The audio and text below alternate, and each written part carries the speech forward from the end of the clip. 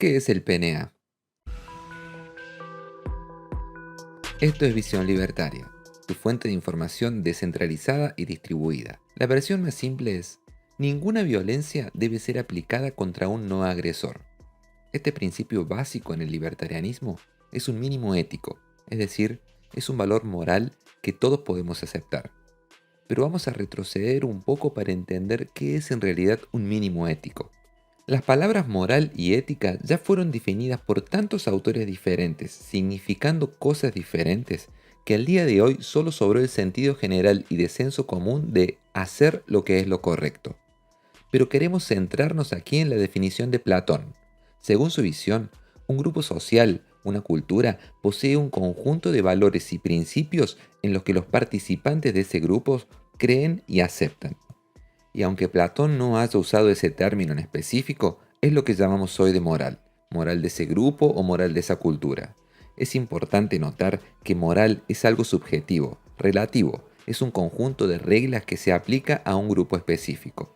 Podemos decir, por ejemplo, que no comer carne de perro es una regla moral aplicable a toda Latinoamérica actualmente. Pero sabemos que existen otras culturas mundo afuera que no comparten esa regla con nosotros. De la misma forma que judíos practicantes consideran errado comer carne de cerdo. Otras culturas no comparten esa regla con ellos. Platón entonces cuestionó muy acertadamente si habrá algún conjunto de reglas que forme parte de la moral de todas las personas del mundo. Sabemos que comer carne de perro, por ejemplo, no sería parte de ese conjunto. Pero ¿habrá una regla no relativa, algo absoluto? ¿Alguna regla que todos los seres humanos compartirían como valor moral?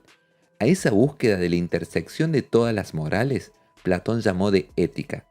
Ética es la disciplina de estudio de la moral, pero más que eso, es la búsqueda de ese mínimo conjunto de valores y principios acepto por todas las personas.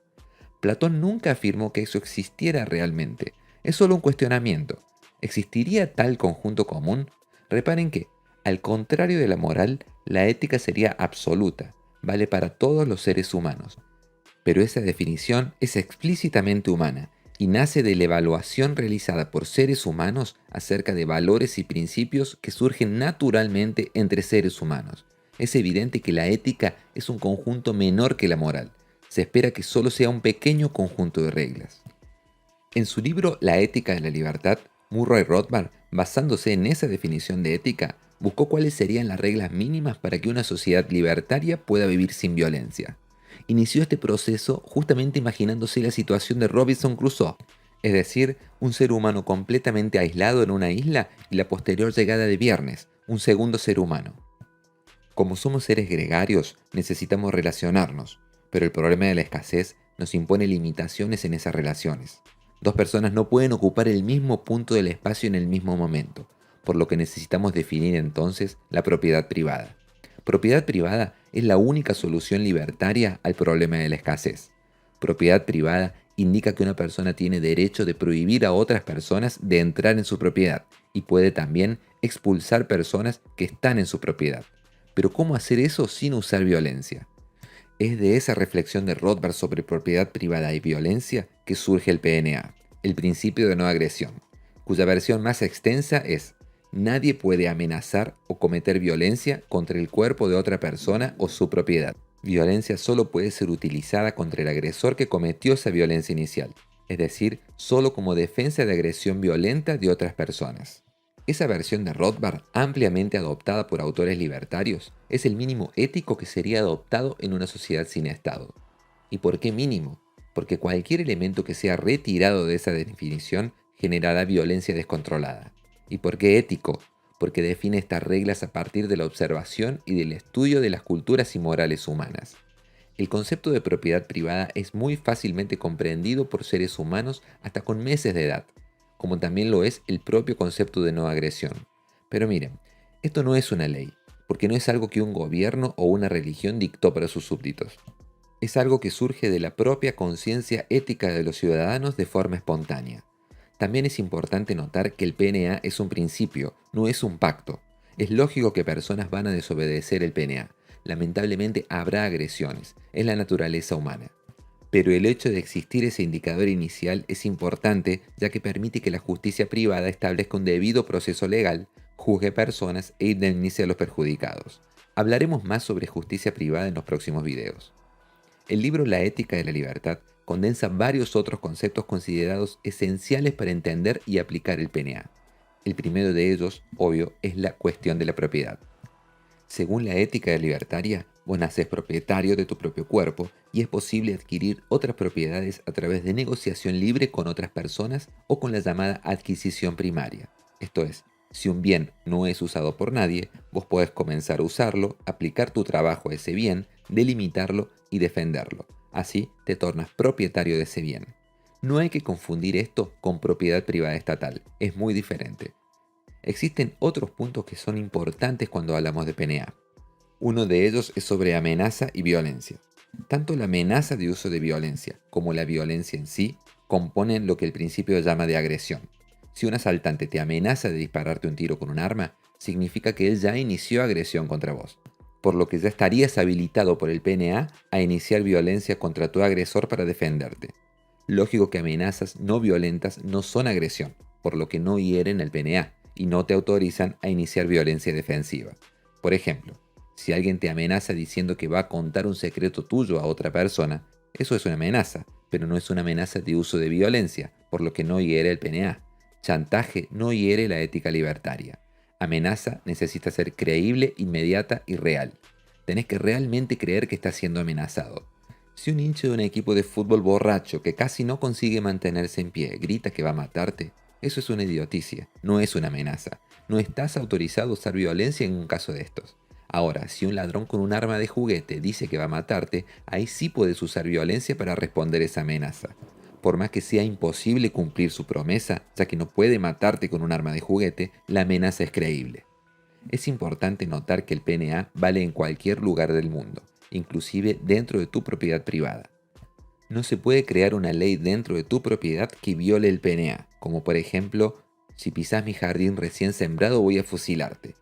Vos solo tenés el derecho de expulsar o impedir que otras personas entren en tu propiedad de forma proporcional. El propio Rothbard resalta en su libro que la proporcionalidad es inherente al principio de no agresión. ¿Y qué es la proporcionalidad? Cuando el PNA dice que estás habilitado a usar violencia para defenderte de una agresión, esto significa que vos tenés que usar el mínimo de violencia necesaria para hacer cesar esa agresión, sea una amenaza de uso de violencia o una violencia en sí. Por ejemplo, si dos nenes invaden tu propiedad para robarte ciruelas de un árbol, vos no podés dispararles con un arma de fuego. Eso sería desproporcional, porque hay formas menos violentas de expulsarlos de tu propiedad. Podés gritar, podés dar tiros al aire, podés hasta agarrarlos de la oreja y llevarlos hacia el otro lado de la puerta. El mínimo que sea necesario para acabar con la agresión a tu propiedad, pero nada más que eso. Ahora, si dos asaltantes fuertemente armados invaden tu propiedad, ahí la cosa cambia de figura.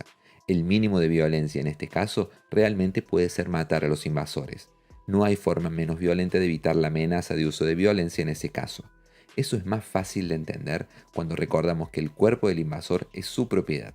Vos podés tener varias opciones para hacer cesar la agresión.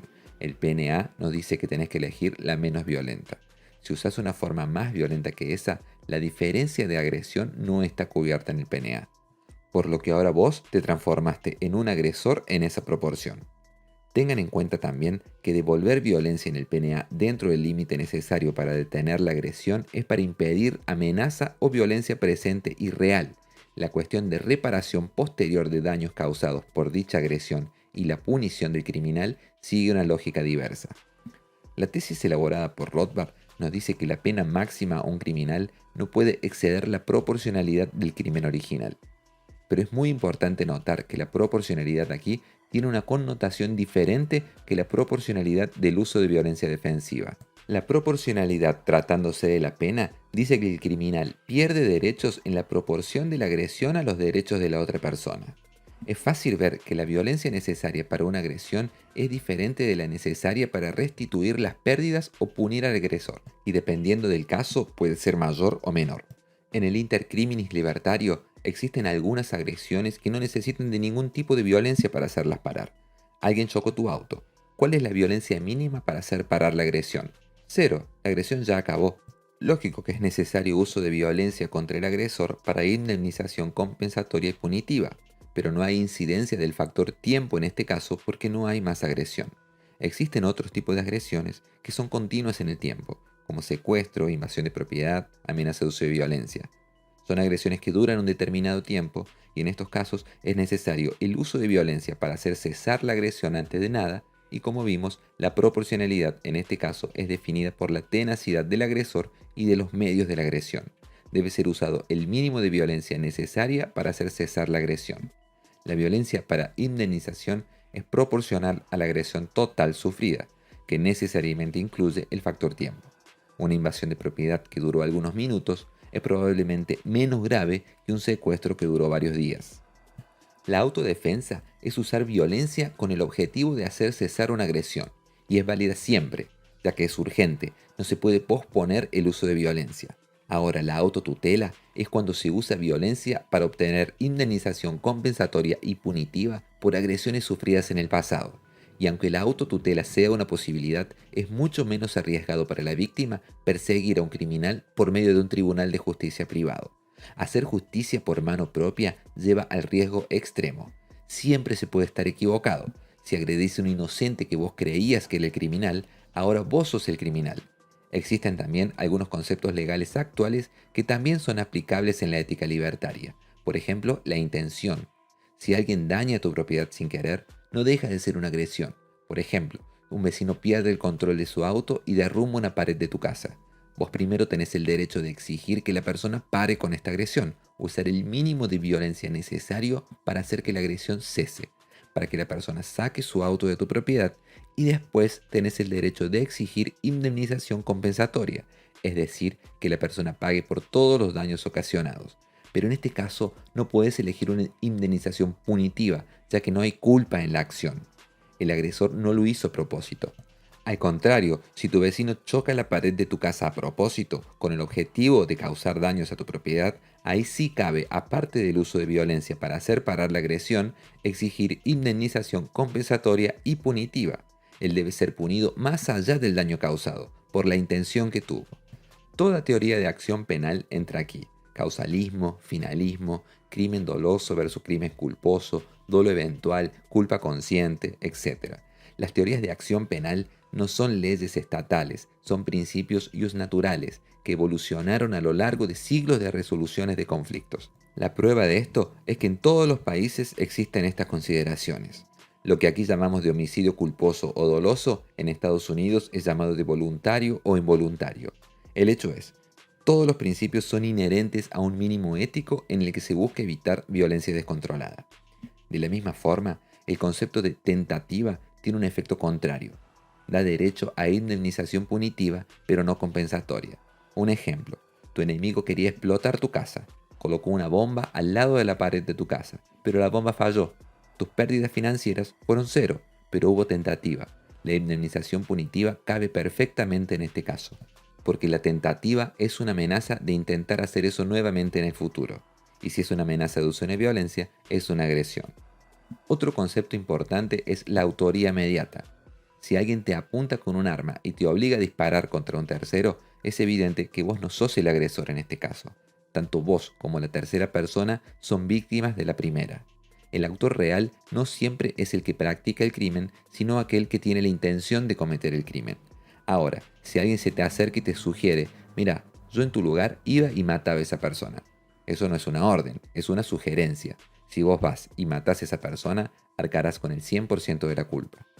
Otra cuestión que surge muy frecuentemente es, ¿animales tienen derecho al PNA? Es un error preguntarse si tal o cual elemento tiene derecho al PNA. El PNA es definido como un mínimo ético humano y apenas afirma lo que todos los seres humanos consideran como eso. No es algo que se puede elegir a quién se aplica y a quién no. A ver, ¿todos los seres humanos de la Tierra consideran que está mal iniciar agresión contra perros? Claramente no. Existen culturas en las que comer carne de perro es algo normal. En nuestra cultura es perfectamente válido iniciar agresión contra una vaca. ¿Violencia contra animales genera violencia descontrolada? No, tampoco.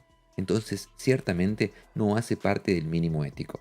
Si no es parte de la moral de todos los seres humanos, si no es regla necesaria para una convivencia pacífica, no es parte del PNA. Lo mismo se aplica en el caso de extraterrestres, inteligencia artificial y robots. Si no hay consenso entre todos los seres humanos de que algo está mal y que no es necesario para evitar violencia, entonces no es parte del PNA. Ahora bien, entonces, ¿esto quiere decir que está todo liberado? ¿El día que el Estado desaparecer puedo salir a la calle a patear perritos? No, claro que no. Como dijimos, el PNA es un mínimo ético que sirve como principio para la justicia. Las sociedades humanas van a continuar teniendo valores morales locales. Habrá reglas voluntarias aceptas por todas las personas y habrá jurisprudencias de tribunales privados con el mismo valor legal. Va a dejar de ser coercitivo y absoluto. No vas a poder prohibir a tu vecino chino de que mate perros, pero vas a poder boicotearlo. Vas a poder abrir un proceso contra él en un tribunal privado alegando costumbres de la región o jurisprudencia. Todo esto es posible sin el Estado. En fin, no es necesario descartar todos los principios legales solo porque fueron creados en el esqueleto estatal. Es importante usar los que lógicamente surgen de la ética libertaria. El PNA no es una ley, es un mínimo ético. No resuelve solo todos los problemas, pero es la base ética sobre la cual viviremos en algunos años y será capaz de proporcionarnos una sociedad mucho más plena y segura. Muchas gracias por tu audiencia. Este video fue traducido y narrado por Pirata Libertario, revisado por Fernando Medina y producido por JJ Liber. Si te gustó el video, dale un me gusta y compartirlo en tus redes sociales. Suscríbete al canal y clica en la campanita para enterarte de nuevos videos.